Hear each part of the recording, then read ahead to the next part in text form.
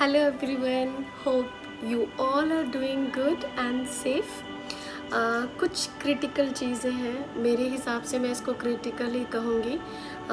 कुछ बच्चों ने अप्रोच किया है, कुछ पेरेंट्स मेरे पास अप्रोच किया है। उन्हें लगता है कि अगर 2 हिस्सों में टर्म बटा है तो क्या बच्चों को 2 बार प्रोजेक्ट्स बनाने पड़ेंगे? नहीं, बच्चों को 2 बार प्रोजेक्ट नहीं बनाने पड़ेंगे। बच्चों पे किसी भी तरह की सीबीएसई वर्कलोड नहीं देना चाहती है। बहुत अच्छी तरह से असेसमेंट पॉलिसी जो अब आई है डिज़ाइन किया गया है।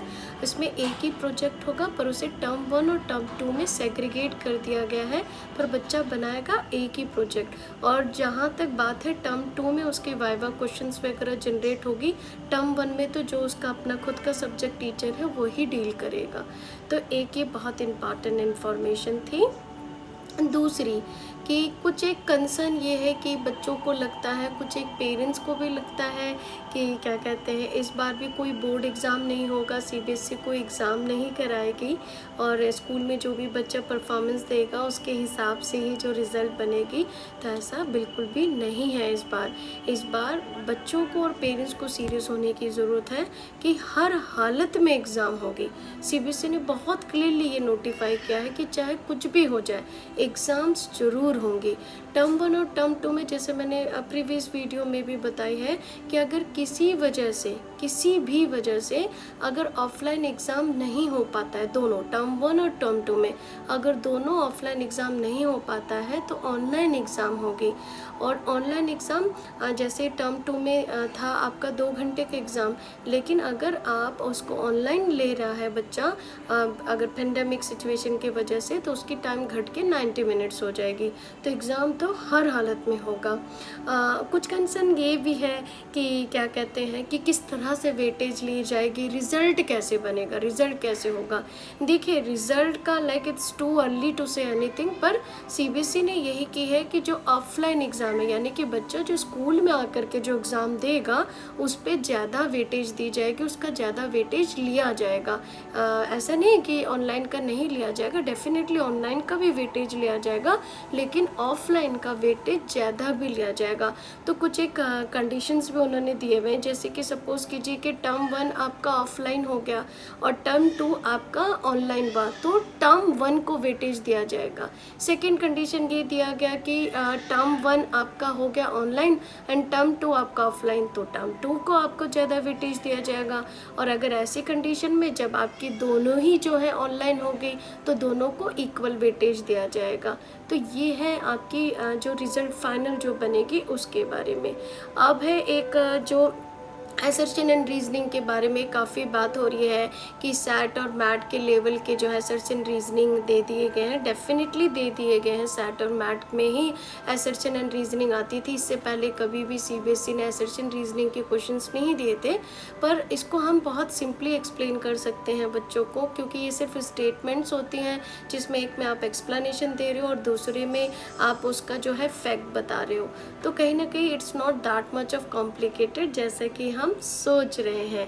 एक बहुत अच्छी बात, वो बच्चे जो एक्सप्लेन नहीं कर पाते थे, वो बच्चे जो बहुत अच्छा लिख नहीं पाते थे, तो उनके लिए भी सीबीएसई ने कंसिडरेशन रखा है कि ऐसे बच्चों के लिए अब एमसीक्यूज बहुत अच्छा हो जाएगा, क्योंकि कंसेप्ट क्लियरिटी पे ज़्यादा काम किया जाएगा, एक्सपीरियंस लर्निंग पे ज़्यादा काम किया जाएगा। बच्चे को जो है कंसेप्ट समझना होगा और उस 4 ऑप्शन में से एक को चूज़ करना पड़ेगा। तो चलिए अब असर्शन एंड रीजनिंग समझते हैं। चलिए अब समझते हैं असर्शन एंड रीज़न है क्या। असर्शन एंड रीज़न जो है 2 स्टेटमेंट है। असर्शन एक ऐसी स्टेटमेंट है जो फैक्ट के बारे में बताती है, यानी कि तथ्य के बारे में बताती है, और रीज़न वो जो फैक्ट के बारे में बात की गई है उसका कारण बताती है और उसका एक्सप्लेनेशन देती है। तो ये दोनों ही स्टेटमेंट है। तो एज अ स्टूडेंट हमें ये समझना होगा कि इन दोनों स्टेटमेंट में से कौन सा स्टेटमेंट गलत है। क्या दोनों गलत है या सिर्फ एक गलत है, या दोनों स्टेटमेंट सही है तो क्या रीज़न असर्शन को सही जवाब दे रही है। अगर नहीं तो फिर हम उसमें नहीं कर देंगे, या एक टाइम ऐसा आता है जब ये दोनों रॉन्ग हो जाता है। चलिए इसको हम ऑप्शन में देखते हैं। अगर आप ऑप्शन ए इसका दिया हुआ है, if assertion is true but reason is false। दूसरा दिया है ऑप्शन में, if both assertion, A means assertion and R means reason, both A and R are false। If both A and R are true and reason R is the correct explanation of A। चौथा option दिया है आपको, if both A and R यानी कि assertion and reason are true and the reason R is not the correct explanation of A। तो ये 4 option आपको दिए जाएंगे और इसमें से आपको सही ऑप्शन फाइंड करना है। तो अब आप सोचोगे कि हम कैसे पता कर लेंगे कि क्या पहला स्टेप में लेना है, क्या सेकंड स्टेप में जाना है और क्या थर्ड स्टेप में जाना है। और चूँकि ये टाइम कंज्यूमिंग है, आपको अपने टाइम के हिसाब से इसे सॉल्व भी करना है, तो चलिए आपके टाइम को हम सेव करते हुए एक फार्मूला क्रिएट करते हैं। तो वो फार्मूला है ये W12T12। अब आप सोचोगे कि ये 1 क्या लिखा है मैम ने। तो बच्चों ये जो W के साथ जो 1 है, इसके मतलब है कि आपका एक स्टेटमेंट रॉन्ग है, यानी कि 1 स्टेटमेंट आपका रॉन्ग है, क्योंकि आपके पास 2 स्टेटमेंट है। अगर आपके पास 1 स्टेटमेंट रॉन्ग है, आप अच्छे से दोनों स्टेटमेंट को पढ़िए, उसमें से आपका कोई भी एक स्टेटमेंट रॉन्ग होगा। तो जाहिर सी बात है, एक स्टेटमेंट रॉन्ग हुआ तो दूसरे स्टेटमेंट पे चले जाइए और फिर उसे भी पढ़ के देखिए। तो अगर वो भी रॉन्ग हो जाएगा, यानी कि आपका दूसरा स्टेटमेंट भी रॉन्ग हो गया, तो वहीं आपका ऑप्शन ए और ऑप्शन बी जैसे हमने डिस्कस किया था, यहाँ आप देखिए ऑप्शन ए और ऑप्शन बी जैसे हमने यहाँ पे डिस्कस किया है। Option A, if assertion is true but reason is false, ये आपका ऑप्शन ए है। फिर ऑप्शन बी में दिया if both A and R false, दोनों असर्शन एंड रीजन फॉल्स है, तो ये आपका यही जस्टिफाई हो गया। वेरी सिंपल, ठीक है। अब आप आगे बढ़िए, है ना। अब ऑप्शन क्या हो सकता है, या तो एक गलत स्टेटमेंट होगी या दोनों स्टेटमेंट गलत होगी, ठीक है। कभी कभी ऐसा भी होता है कि आपका एक स्टेटमेंट सही होता है और दूसरा स्टेटमेंट गलत हो सकता है। तो फिर आप यहाँ पे जाओगे, देखोगे कि एक स्टेटमेंट ट्रू है आपका, जैसे कि यहाँ दिया हुआ है इफ असर्शन इज ट्रू, तो यानी कि आपका एक सही है यहाँ पे, इसका मतलब ये है कि आपका एक स्टेटमेंट सही है। और यहाँ पे फिर 2 लिखा है, इसका मतलब है कि दोनों स्टेटमेंट आपके ट्रू हैं, यानी कि दोनों असर्शन एंड रीजन दोनों ही स्टेटमेंट आपके ट्रू हैं। अगर दोनों स्टेटमेंट आपके ट्रू है, फिर थोड़ा सा कॉम्प्लिकेशन बढ़ जाता है। तो आप सोचो कि दोनों ही सही हो गया, अब हम क्या करेंगे। तो आपने कुछ नहीं करना है, अगर आपका दोनों ही आपका सही हो गया है तो आप एक स्टेप और आगे बढ़ जाओगे और देखोगे कि जो रीज़न है क्या वो असर्शन का सही एक्सप्लेनेशन है, यानी कि जो रीज़न है क्या वो करेक्ट एक्सप्लेनेशन दे रहा है असर्शन का। यस, तो बिल्कुल गोला मारिए और निशान बढ़ा के आगे कीजिए। अगर नहीं तो जाहिर सी बात है, अगर वो करेक्ट एक्सप्लेनेशन नहीं है तो वो क्या हो जाएगा, वो इनकरेक्ट एक्सप्लेनेशन हो जाएगा। बस इतना ही करना है आपने कि पहले आप देखिए एक जो है स्टेटमेंट रॉन्ग होगा या आपके दोनों स्टेटमेंट असर्शन एंड रीज़न दोनों रॉन्ग है, ए एंड बी।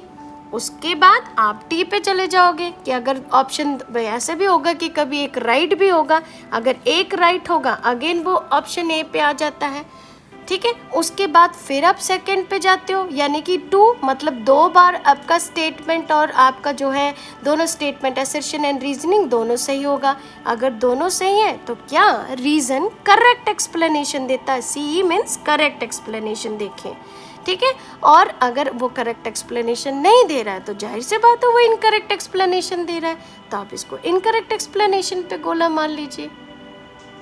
अब हम आते हैं अपने क्वेश्चन की तरफ में। हमारे क्वेश्चन में पूछा गया था tourism promotes national integration, tourism जो है प्रमोट करता है पूरे भारत की इंटीग्रेशन को, यानी कि सबको जोड़ता है, ये सबको प्रमोशन करता है कि पूरी भारत एक साथ मिल के रहे। रीज़न में दिया है millions of people are directly engaged in tourism industry, हजारों लोग हैं जो डायरेक्टली टूरिज़्म इंडस्ट्री के साथ जुड़े हुए हैं। तो दोनों स्टेटमेंट हमारी सही है, लेकिन जाहिर सी बात है असर्शन बात करता है इंटीग्रेशन के बारे में, राष्ट्रीय एकता के बारे में, राष्ट्रीय जो इंटीग्रेशन के बारे में बात करता है। तो इसका सही और सटीक आंसर ये नहीं है, क्योंकि इसमें बात कर रहे हैं कि हजारों लोग टूरिज़्म इंडस्ट्री के साथ जुड़ते हैं। तो इसका सही आंसर क्या है? इसका सही आंसर ये है कि जो टूरिज़्म है प्रमोट करता है नेशनल इंटीग्रेशन को, और it helps in the development of understanding among various countries about our culture and heritage। ये नेशनल इंटीग्रेशन को बढ़ाता है क्योंकि ये बाकी जो भी देश हैं उनके बीच में अंडरस्टैंडिंग बढ़ाता है, उनके कल्चर और हेरिटेज के बारे में बताते हुए। तो इस तरह से ये इंटीग्रेशन कराएगा, ना कि इसलिए इंटीग्रेशन होगा कि हजारों लोग उस इंडस्ट्री के साथ डायरेक्ट जुड़े हुए। तो इसलिए जो है इसका आंसर बना both A and R true, दोनों सही है, बट जो रीज़न दिया गया है, जो रीज़न है R is not the correct explanation of A, यानी कि जो रीज़न है उसका सटीक आंसर नहीं दे रहा है असर्शन का, इसलिए हमने पॉइंट डी में किया है। तो बहुत सिंपल है, पहले जो आपने सीधे फार्मूला बनाना है W12, यानी कि एक रॉन्ग होगा या दोनों ही रॉन्ग होंगे, और जब आपके दोनों ऑप्शन जस्टिफाई हो जाते हैं तो वहीं रुक जाइए, अगर नहीं है तो एक कदम आगे बढ़िए, फिर जाइए आप ट्रू में। तो अगर आपको दोनों स्टेटमेंट ट्रू हैं तो आप चले जाइए करेक्ट एक्सप्लेनेशन में, अगर वो करेक्ट एक्सप्लेनेशन है तो करेक्ट एक्सप्लेनेशन में राउंड फिल कीजिए, अगर करेक्ट एक्सप्लेनेशन नहीं है तो आप इनकरेक्ट एक्सप्लेनेशन में राउंड फिल कीजिए। तो ये आपकी टाइम को बचाएगा और आपको पता है कि 1 by 1 स्टेप आपने कैसे बनना है। Thank you very much for your valuable time. If you have any query and questions, please let me know. I will appreciate if you drop something in a comments box. Thank you.